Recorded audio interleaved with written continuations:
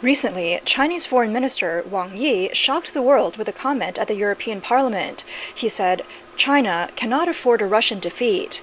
At the time, some analysts believed that Wang was just making empty statements. The CCP has long supported Russia in the Russia-Ukraine war, and what he said was a well-known secret that was never openly acknowledged before. Openly playing the rogue, but never admitting it, has always been the CCP's tradition. Now, suddenly pulling away the veil, it was clear that they were facing serious trouble. Sure enough, shocking news came soon after. Renowned Australian legal scholar Yuan Hongbing recently revealed to the media that in late May this year, a senior official from China's Ministry of Foreign Affairs defected to Russia with top-secret documents, seeking refuge with Putin. The documents exposed that the CCP had already prepared two plans in case the Russian regime collapsed during the war in Ukraine. It is said that Putin was furious upon seeing the documents and almost fainted. The documents revealed that if Putin's regime fell, the CCP planned to help the Communist Party of the Russian Federation take over, in order to restore communism's influence in Europe. If the US and Europe intervened, the CCP would support the Russian communists in establishing the Eastern Russian Federation east of the Ural Mountains and send troops to control Siberia. This would provide strategic depth and energy bases for a future invasion of Taiwan. According to information circulating within Beijing's official circles, by mid-June the Russian Ministry of Foreign Affairs had handed over the defector, along with his superior's wife, to the CCP. They also submitted a diplomatic note warning that Russia is a powerful, unshakable presence, protected by nuclear forces. Yuan Hongbing pointed out that this incident has caused extreme panic among the CCP leadership. The documents essentially told Putin that should the situation change, the CCP would not hesitate to stab Russia in the back. Xi Jinping's biggest fear is that in his anger, Putin might turn to the US for support. This helps explain why, on June 2nd, Wang Yi publicly stated China's position during talks with EU officials in Brussels, saying that China could not bear Russia's defeat in Ukraine. He added that if Russia loses, the US will surely focus all its efforts on confronting Beijing. Currently, the CCP is trying to sign a secret agreement during Putin's visit to China in September, offering full support for Russia to restore the Soviet Union's territorial control in Europe. In return, Russia would provide strategic depth and energy supplies during the Taiwan Strait conflict, and even offer a nuclear submarine base in the Arctic. Yuan Hongbing emphasized that this defection has fully exposed the CCP's true nature, saying good things but doing terrible things. It also proves that all of the CCP's strategic plans revolve around the Taiwan Strait War. Analysts believe this leak is highly credible, almost certainly true, and contains a lot of significant information. He said that it was highly unusual for Putin to hand over the defecting CCP official to Beijing because it damages Russia's national dignity and breaks intelligence principles. Imagine if someone providing such important intelligence to Russia can be betrayed, who will ever trust Putin or Russia again? Putin's actions show that he has no way out. This is his last gamble. By handing over the defector to the CCP, he has secured the tempting promises the CCP made to him, territorial control and influence reminiscent of the Soviet era. So, will Putin be able to sign the secret agreement with the CCP in September? Will his dreams come true? Let's analyze this in detail. First, let's look at the CCP side. In the early hours of July 9th, Beijing residents spotted and filmed several suspected military tanks on Chang'an Street. These tanks were deliberately covered with iron plates, disguised as road inspection vehicles and other engineering vehicles. They were moving on the main roads. The CCP has not commented on this, but it is widely believed that the CCP is concerned about instability in Beijing. They urgently mobilized field troops and heavy equipment to the capital, intending to intimidate internal opposition forces and prevent any rash actions. So, who are the opposition forces within the CCP now? Analysts say that multiple insider sources and increasing signs suggest that Xi Jinping suffered a stroke during the CCP's third plenary session last year. After being treated for 3 days, he regained consciousness, and this theory has been confirmed by several insiders with medical backgrounds. During this period, Xi lost his supreme power and was replaced by the CCP's Elder Council and the vice chairman of the Military Commission. However, Xi Jinping is unwilling to surrender. He organized several counterattacks, and rumors even suggest that he attempted to use the military and armed police, but all efforts failed. For the current CCP leadership in control, Xi's remaining forces in the military, police, and armed police are seen as the internal opposition forces. The armored vehicles entering Beijing could very well be related to the defection of the Diplomat. Analysts believe that the leaked documents from the defector clearly match Xi Jinping's personal will and were created during his full control of power. The annexation of Taiwan has always been Xi's primary political goal, and in his view, it is also the only guarantee for his political survival and personal safety.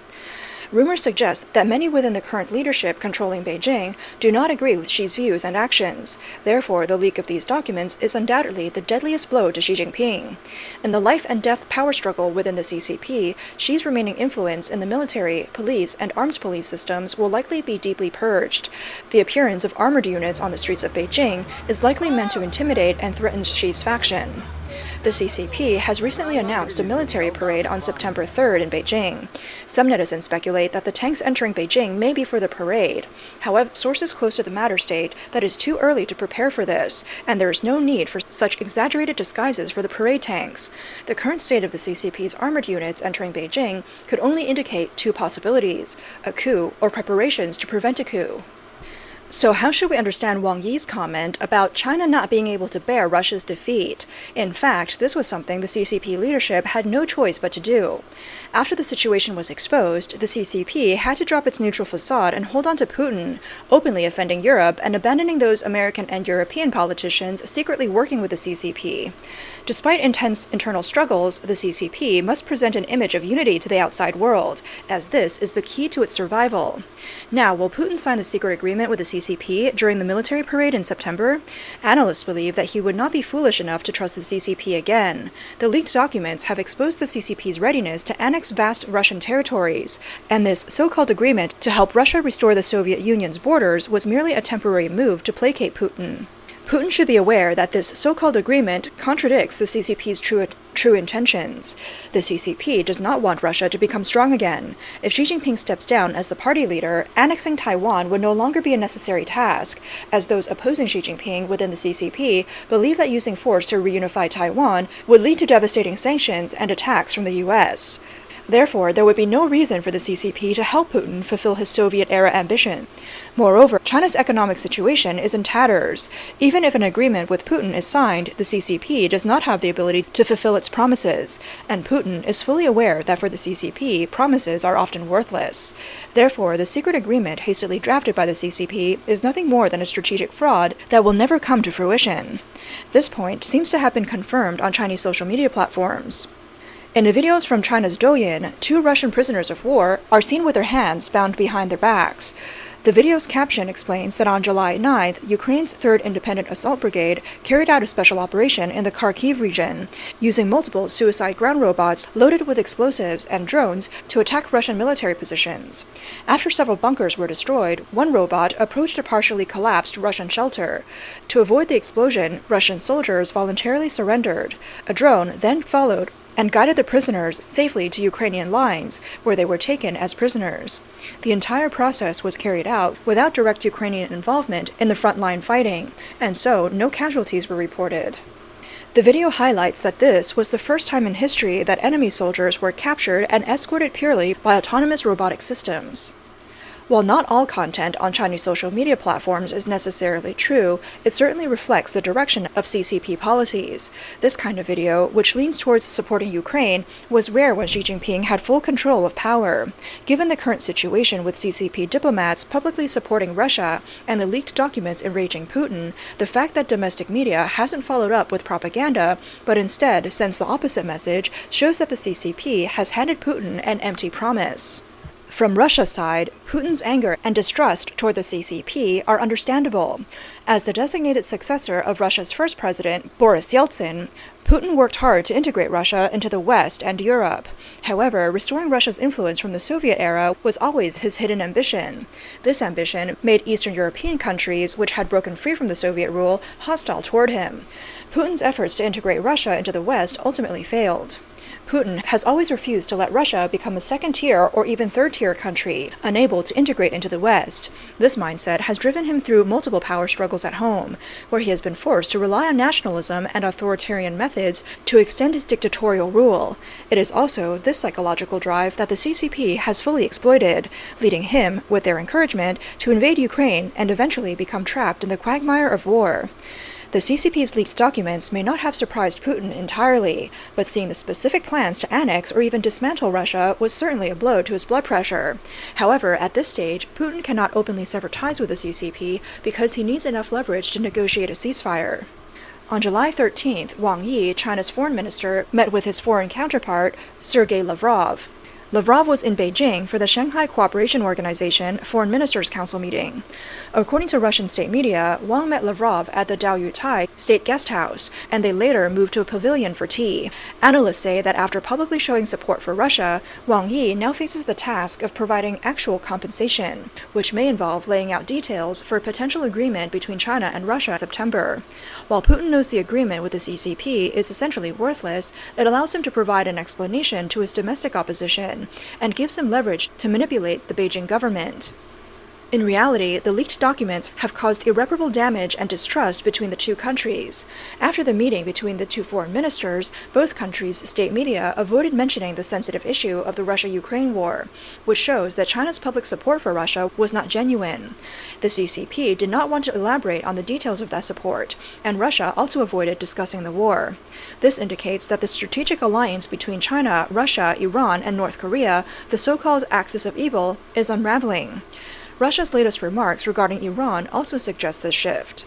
According to U.S. media outlet Axios, European and Israeli officials have revealed that Putin recently expressed a new stance to both the U.S. and Iran. He encouraged Tehran to accept a zero-enrichment uranium nuclear agreement in exchange for easing tensions and creating room for negotiations. However, Iran has rejected the proposal. This move contradicts Russia's traditional support for Iran's nuclear rights. Sources indicated that Putin's goal is to facilitate progress in U.S.-Iran negotiations, and that Russia has even informed the Israeli government of this stance.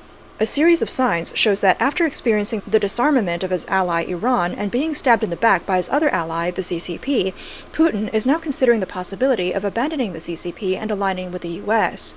Lastly, looking at the U.S., this is the key factor in breaking up the China-Russia alliance. Recently, President Trump's attitude towards Putin has dramatically shifted, issuing stern warnings and taking strong actions. On July 14th, President Trump met with NATO General Secretary Mark Rutte at the White House.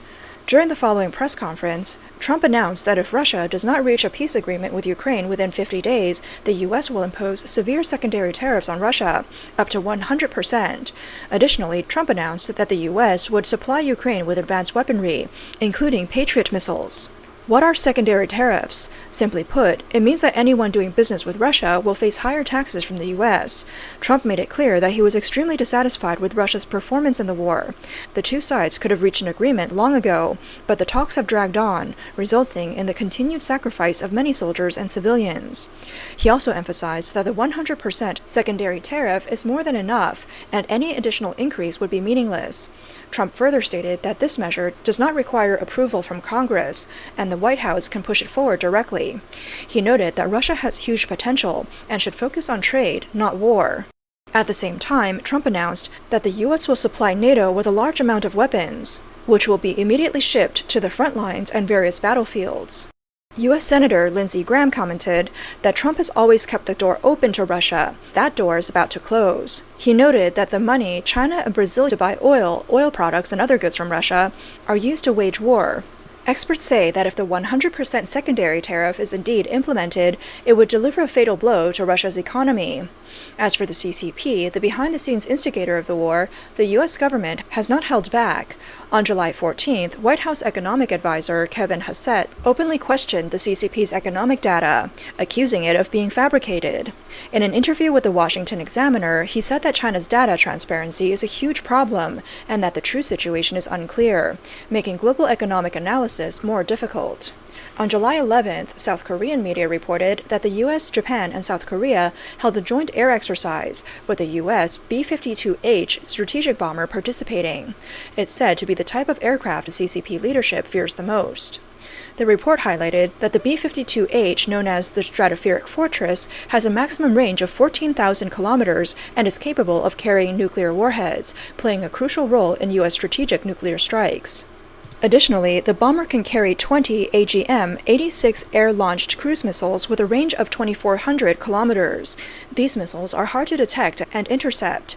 The CCP is concerned that these missiles could break through air defense networks in the early stages of a war, delivering a fatal blow to China's fleet, military command centers, nuclear missile launch facilities, and air defense radar networks. On July 9th, the U.S. Air Force announced that several B-52H bombers had been redeployed to Andersen Air Force Base in Guam as part of the Bomber Task Force operation.